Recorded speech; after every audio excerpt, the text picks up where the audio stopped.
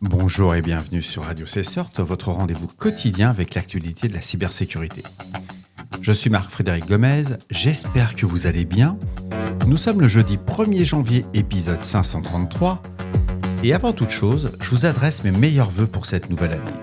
Je vous souhaite une très bonne année 2025 qui vous devra être lucide, exigeante et la plus sereine possible dans un environnement numérique qui lui ne l'est jamais vraiment.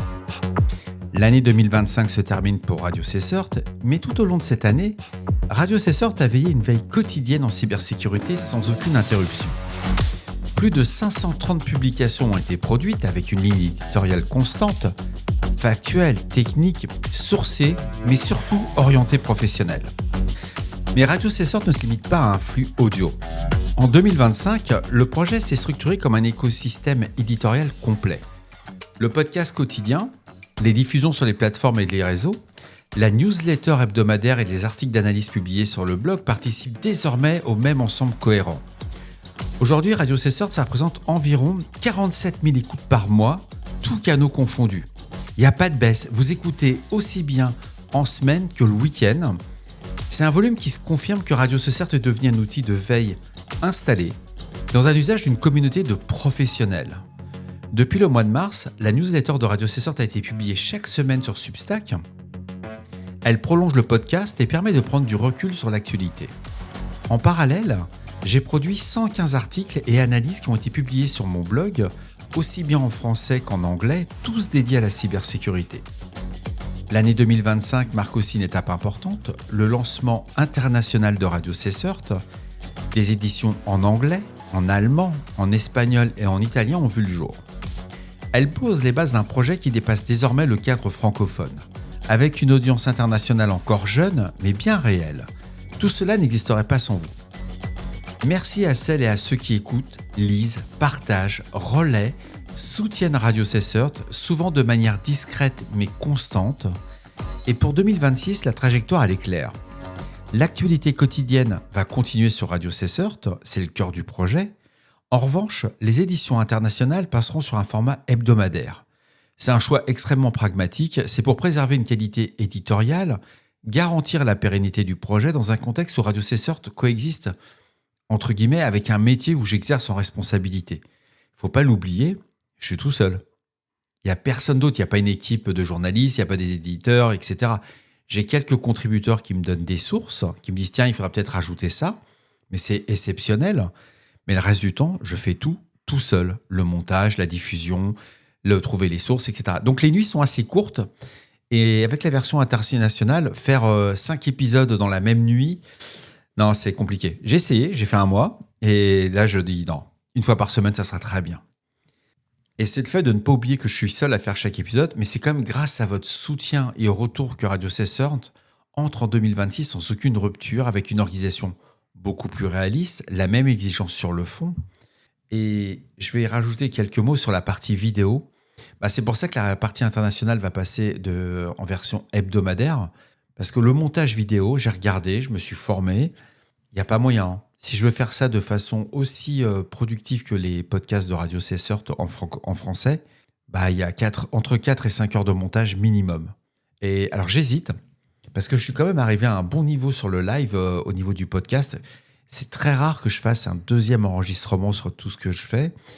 Et là, je me dis, si j'arrive à avoir le même niveau sur de la vidéo, pourquoi pas enregistrer en mode en live. Et puis tant pis, s'il y a un bafouillage, s'il y a une info qui passera un peu, que je serai forcé de répéter. Mais d'un autre côté, je gagne 3 heures, entre 3 et 4 heures, quoi. J'ai essayé aussi la sous-traitance. C'est pas un super plan.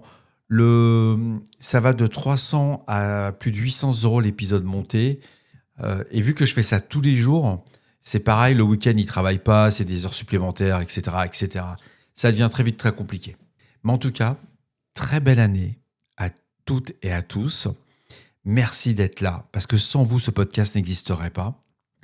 On a quand même franchi la barre des 690 000 pour cette année, c'est ce que j'ai vu dans les stats, et depuis le début du podcast, on est pratiquement au million.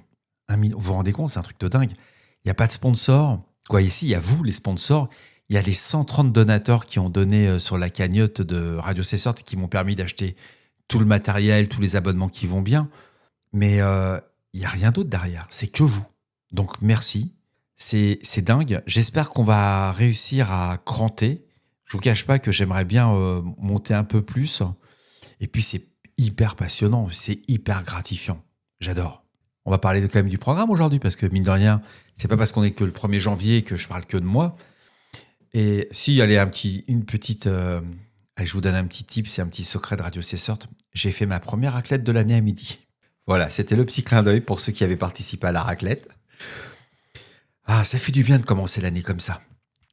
Alors, au programme aujourd'hui, on a une alerte du CERT-FR sur de multiples vulnérabilités affectant les équipements Moxa Endpoint, un point sur l'interdiction du dispositif matériel comme le Flipper Zero ou le Raspberry Pi lors de l'inauguration du maire de New York en 2026, incroyable.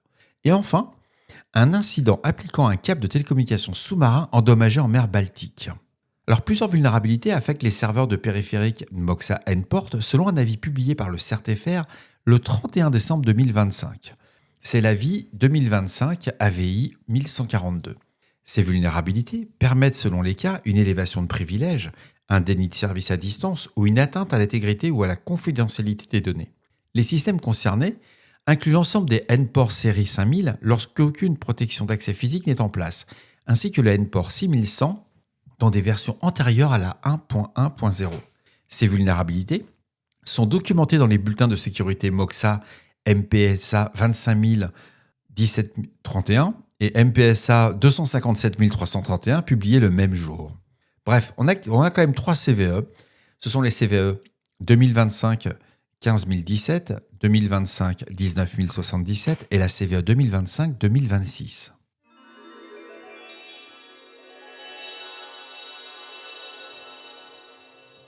En parallèle, une information rapportée par Blipping Computer met en lumière la perception croissante de certains dispositifs matériels comme des objets à risque dans des environnements sensibles. Quand j'ai lu l'article, je me suis dit, bon, c'est le premier jour de l'an, mais là, ça craint, quoi. C'est lors de l'inauguration du nouveau maire de New York en 2026, les organisateurs ont explicitement interdit l'accès à des appareils tels que le Flipper Zero ou le Raspberry Pi. Ces dispositifs capables d'interagir avec des protocoles RFID, NFC, Bluetooth, infrarouge ou radio sont régulièrement utilisés pour l'analyse de protocoles et les tests de sécurité. Leur mention explicite dans une liste d'objets interdits illustre leur identification comme outil technique potentiellement exploitable, indépendamment de leur usage légitime dans des contextes à forte contrainte de sécurité. Bref, incroyable.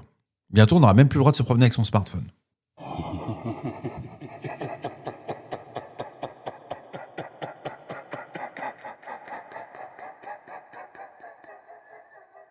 Alors, The Record nous remonte qu'il y a eu un incident distinct concernant les infrastructures de télécommunications critiques en Europe du Nord.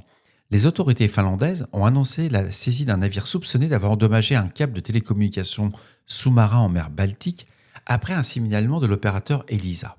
Le défaut a été détecté sur un câble traversant la zone économique exclusive de l'Estonie, avec des dommages également signalés sur un câble appartenant à l'opérateur suédois Arelion.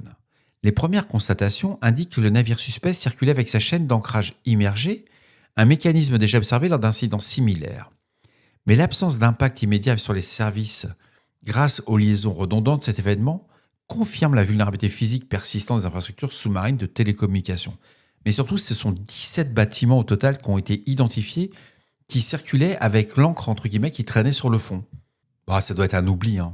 Surtout que tous ces bâtiments étaient russes, donc c'est forcément un oubli. Et voilà, cet épisode du 1er janvier 2026 se termine. J'espère qu'il vous apportera des informations claires et utiles.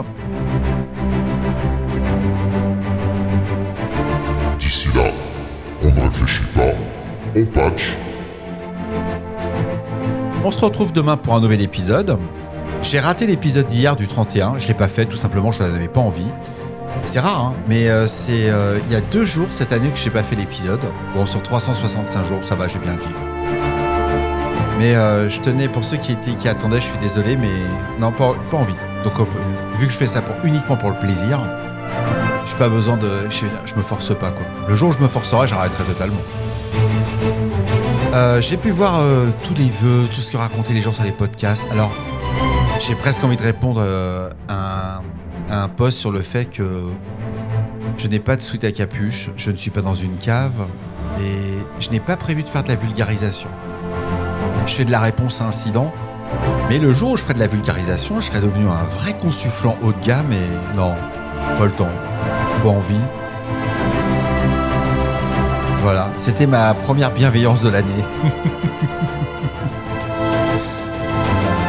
Je vous souhaite à tous une très belle année, beaucoup de santé, soyez en forme, c'est ce qui vous permettra de tenir. Je vous assure que c'est ça le vrai secret. Vous aurez plein d'attaques, faites-vous une raison. J'ai vu que nos amis encore se sont fait attaquer, donc courage et force et robustesse pour les équipes de réponse à incidents. C'est un nouveau monde, il faut se faire une raison. Mais avec Radio C-Sort, vous serez au courant. Puis pas de blabla, pas de bullshit, c'est promis. Et pas d'alerte générale.